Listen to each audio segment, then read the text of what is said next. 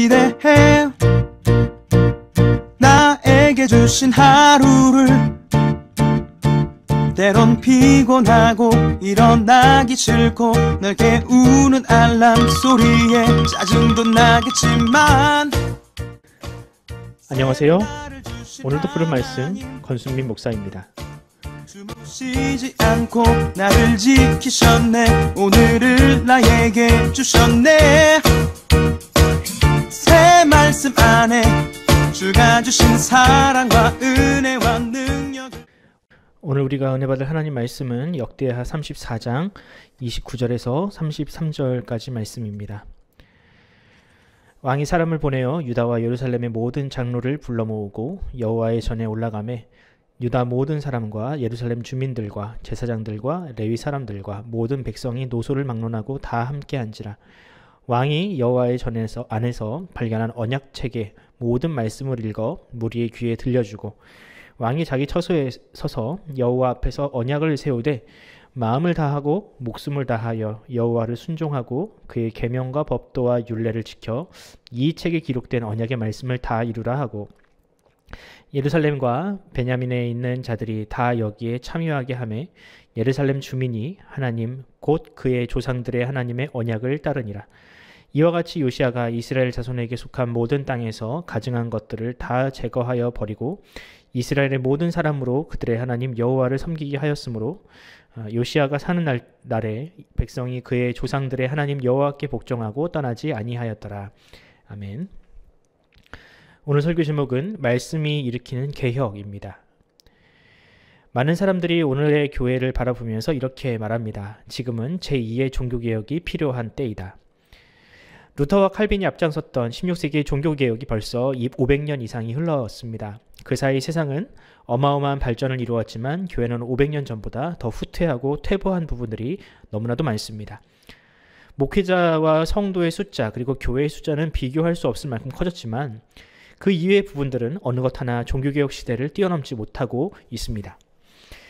제가 신학을 하고 또 목회자로 살아가면서 드는 생각은 이것입니다. 500년이 지났지만 우리는 아직도 종교개혁자들을 넘어서지 못하고 있구나. 어떤 부분이 그런가요? 모르긴 몰라도 말씀을 대하는 태도나 그 열정이 지금보다 그때가 훨씬 더 뜨거웠던 것은 사실입니다. 당시 성경은 카톨릭의 일부 사제들만 읽던 전유물이었는데 개혁가들은 그 성경을 모든 사람이 읽을 수 있는 말로 번역을 했습니다. 모든 사람에게 성경을 읽혀야 한다는 그 사명감 때문에 목숨까지도 걸어야 했지요. 하지만 지금은 어떻습니까? 지금의 교회는 과거 카톨릭 교회처럼 일부 사람들의 사유물처럼 교회가 여겨지고 있고요. 종교개혁이 우리에게 물려준 가장 소중한 유산인 말씀과 성경은 그때만큼 소중히 여기지 않는 것 같습니다. 그래서 많은 사람들이 이렇게 이야기합니다. 이런 이유들로 인하여 지금은 제2의 종교개혁이 필요한 시대라고. 그렇다면 과거 16세기의 종교개혁이 과연 첫 번째 종교개혁이었겠는가? 오늘 우리는 16세기 종교개혁보다 훨씬 이전에 있었던 종교개혁을 다루는 본문을 읽었습니다. 그 종교개혁의 선두에 섰던 사람은 바로 요시야라는 왕이었고요. 16세기 종교개혁과 마찬가지로 그때의 말씀운동, 회개운동이 일어났습니다. 오늘 본문을 보면서 500년 전 또 그 이전의 종교개혁의 공통점은 무엇이며 어떻게 하면 이 시대에도 그런 개혁이 가능한지를 한번 살펴보도록 하겠습니다. 우리가 읽은 본문은 남유다를 배경으로 합니다. 당시 남유다의 상황은 그야말로 최악이었습니다. 남유다의 우산 역할을 하던 북이스라엘은 아수르의 멸망을 당해서 사라졌고요. 남유다 역시 내부의 부패와 외세의 침략으로 인하여 그야말로 풍전등화였습니다. 다윗과 같은 위대한 통치자가 돌아온다 한들 나라의 패망은 막을 수 없는 것처럼 보였습니다. 요시야라는 왕도 처음에는 볼품이 없는 왕이었습니다. 그는 정상적인 방법으로 왕위를 계승받은 사람이 아닙니다. 그의 할아버지 므낫세는 남유다 역사상 가장 큰 죄인이며 또한 하나님한테 반역을 했던, 그래서 나라를 후루룩 말아먹은 왕이었고요. 그의 아버지 아몬은 즉위 2년 만에 신하들에게 죽임을 당할 만큼 실망스러운 통치를 했습니다. 그런 할아버지와 아버지를 보았던 이 요시야가 왕이 되었다고 과연 마음대로 통치할 수 있었을까요? 8살의 어린 나이에 왕이 되었으니 무엇이 정치이고 무엇이 외교인지도 모를 만큼 어린 왕이 아니었겠습니까? 또 아버지를 보면서 그 신하와 백성들이 언제든지 자신을 버릴 수 있다는 이 두려움도 그에게 있었을 겁니다. 열왕기하 22장을 보면 그가 왕위에 오르고 그렇게 숨죽여 산 세월만 무려 18년이었습니다. 그런 요시아에게 아마도 하나님은 유일한 위로자였을 겁니다. 요시아는 그 인고의 세월을 최대한 사람들의 눈에 띄지 않고 오직 하나님만 바라보며 살았습니다.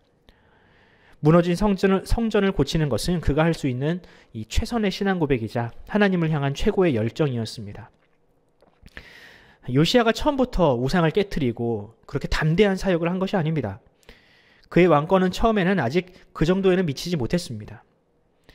뭐 우상 하나 깨부시는 것이 뭐 이렇게 큰일이냐라고 질문하실 수도 있겠지만 당시 우상은요, 마치 현재 오늘날 외교관들의 역할을 했던 그 이방인들이 근거지에서 사업을 하던 일종의 사업 중에 하나였습니다. 큰 이권이 맞물린 사업이었기 때문에 우상을 함부로 깨트렸다가는 외세의 침략의 빌미가 될 수도 있었습니다. 그래서 요시아는 하고 싶은 것을 하는 것이 아니라 할 수 있는 것부터 바꾸어 나갔습니다. 성전을 보수하고 제사장들과 친하게 지내며 또한 그들의 요구 조건을 차근차근 들어주는 것, 이것이 바로 요시아가 할 수 있는 최선이었습니다. 그러다가 요시아는 뜻하지 않은 만남을 경험하게 됩니다. 성전을 고치다 보니까 없어져 버린 줄만 알았던 하나님의 말씀, 정확하게는 모세오경을 발견하게 됩니다. 아마도 이 요시아의 할아버지 므낫세 때에 하도 이 성전과 제사장을 탄압하니까 제사장들이 그 성경을 성전 깊숙한 곳에다가 숨겨놓았던 모양입니다. 그런데 하나님 말씀이, 그 깊숙이 숨겨졌던 하나님 말씀이 요시아의 때에 드러나게 된 것이죠. 그리고 곧바로 개혁이 일어났습니다. 그 개혁은 요시아에게 먼저 일어났습니다. 요시아는 그 하나님의 말씀을 듣고 자신의 옷을 찢었습니다. 이것은 여러분 일종의 회개의 표현입니다. 요시아는 매우 신실한 왕이었지만 그 역시 하나님의 말씀 앞에서 자신의 부끄러움을 깨달았습니다. 그리고 남유다의 부끄러움, 죄악을 직면하게 되었습니다. 요시아는 자신만 그 말씀을 읽은 것이 아니라 남유다의 모든 사람들에게 그 하나님의 말씀을 읽히기 시작합니다. 그리고 이제 그 말씀은 요시아를 넘어서 주변 사람들을 변화시키기 시작하죠. 사람들은 비로소 우상 숭배가 죄라는 것을 깨닫기 시작했고 자신이 목을 매던 그 우상들을 버리기 시작했습니다. 비록 우상을 숭배하고 우상을 파는 것이 자신에게는 큰 이익을 가져다 주었지만 더 이상 그런 것에 목을 매지 않기로 한 것입니다. 요시아가 주도적으로 개혁을 이끌어간 것이 아니라 하나님의 말씀을 들려줬을 뿐인데 자발적으로 그 안에서 개혁이 일어난 것입니다. 왜냐하면 하나님의 말씀이 그들의 어두운 눈을 띄워줬기 때문입니다. 이제 그들은 자신이 죄인임을 알게 되었고 또 가장 중요한 것이 무엇인지를 깨닫게 되었습니다. 사랑하는 성도 여러분, 이것이 바로 말씀이 가져다주는 변화입니다. 하나님의 말씀은 우리에게 죄를 깨닫게 하고 삶의 변화를 일으킵니다. 요시아의 때에도 그렇고 16세기의 종교개혁도 결국 하나님의 말씀이 원동력이 되었습니다. 그 말씀은 처음에는 한 사람을 그리고 나중에는 한 나라와 세상을 변화시켰습니다. 오늘날 우리에게 필요한 것은 바로 하나님의 말씀입니다. 하나님의 말씀은 늘 우리 곁에 있는 것 같지만 너무 익숙하여 지금은 거의 존재감이 없습니다. 말씀이 너무 흔해서 말씀을 들여다보지 않게 되고 그 말씀이 가리키는 대로 살아가지도 않게 되었죠. 마치 지금의 이 상황은 말씀이 있으되 그것이 성전 구석에 처박혀 있는 줄도 모르던 바로 요시아의 때와 크게 다르지 않은 것 같습니다. 그러므로 우리 이제 먼지가 뽀얗게 쌓여있는 하나님의 말씀을 꺼내서 읽어봅시다. 입으로만 한국교회가 문제가 많다, 개혁이 필요하다 외칠 것이 아니라 우리가 직접 그 말씀을 읽고 회개하고 또 삶으로 개혁을 이루어 나갑시다. 하나님의 말씀에 정확하게 뭐라고 써져 있는지, 과연 우리에게 가장 중요한 우선순위가 무엇인지를 깨달아 알아야 합니다. 그래야 한국교회가 살 수 있습니다. 그래야 이 땅에 희망이 있습니다. 그러므로 오늘 말씀에 등장하는 요시아처럼 하나님의 말씀을 사모하는 저와 여러분이 되기를 간절히 소원합니다. 그리하여 저와 여러분으로 말미암아, 우리 교회로 말미암아 여러분의 가정, 교회, 우리 세상이, 이 나라가 변화되기를 바랍니다.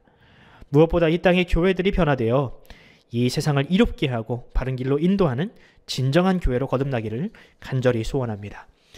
기도하겠습니다. 하나님 아버지, 은혜를 감사합니다. 주님, 이 시대는 너무나도 말씀이 흔하고 설교도 흔하고 또한 설교자도 흔한 시대입니다. 하지만 참된 말씀이 우리 가운데에서 역사하는 그런 이 말씀의 역사는 너무나도 희미한 시대가 되어버렸습니다. 사랑의 하나님, 우리가 말씀을 더욱더 가까이 하고 하나님의 말씀이 가리키는 방향대로 우리의 삶의 방향을 변화시키고 하나님의 말씀대로 살아가는 그 성도의 삶을 결코 포기하지 않도록 주님 우리를 인도하여 주시옵소서.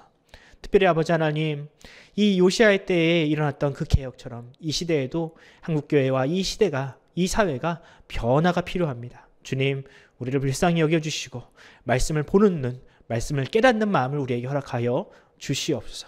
그리하여 한국교회가 이제는 세상의 지탄거리가 아니라 세상을 변화시키고 바른 길로 인도하는 참된 교회의 사명을 회복하도록 주님께서 우리를 인도하여 주시옵소서. 감사드리며 예수 그리스도의 이름으로 기도드립니다. 아멘. 사랑하는 성도 여러분, 우리가 함께 기도합시다. 코로나 바이러스가 정말로 심각한 그런 상황입니다. 하나님께서 우리에게 은혜를 베푸시고 불쌍히 여겨주셔서 이 코로나가 잠잠해지고 또한 치료제와 백신이 하루속히 보급되어서 우리가 다시 과거 일상과 신앙으로 돌아갈 수 있도록 주님께서 은혜를 베풀어 달라고 기도해 주시고요. 이 추운 날 우리 이웃들 또 우리의 자녀들 하나님께서 그 인생과 앞길을 주님께서 지켜주시옵소서. 군대에 있는 우리의 자녀들, 청년들 또한 시험을 치르고 대입을 준비하고 또한 취업을 준비하는 우리 자녀들 하나님께서 끝까지 붙들어 달라고 우리가 이 시간 함께 기도하도록 하겠습니다. 기도하겠습니다.